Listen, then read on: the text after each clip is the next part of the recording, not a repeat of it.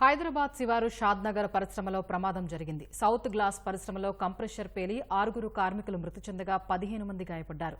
పేలుడు ధాటికి కార్మికుల మృతదేహాలు ఛిద్రమయ్యాయి. కంప్రెషర్ పేలుడుతో పరిశ్రమలో భీతావహ వాతావరణం నెలకొంది. గాయపడిన కార్మికుల్ని సమీపంలోని ఆసుపత్రులకు తరలించి చికిత్స అందిస్తున్నారు. బాధితులంతా వివిధ రాష్ట్రాల నుంచి వచ్చిన వలస శ్రామికులే. పొట్టచేత పట్టుకుని పిల్లా పాపలతో బతకడానికి వచ్చిన వారు ఇలా మృత్యువాత పడటం వల్ల బాధిత బంధువుల రోదనలతో ఆ ప్రాంతమంతా దద్దరిల్లింది. ప్రమాద బాధితుల్ని ప్రభుత్వం, ఫ్యాక్టరీ యాజమాన్యం ఆదుకోవాలని కోరుతున్నారు. షాద్నగర్ ప్రమాదంపై తెలంగాణ ముఖ్యమంత్రి రేవంత్ రెడ్డి అధికారుల్ని అప్రమత్తం చేశారు. క్షతగాత్రులకు మెరుగైన చికిత్స అందించాలని కలెక్టర్ను సీఎం ఆదేశించారు.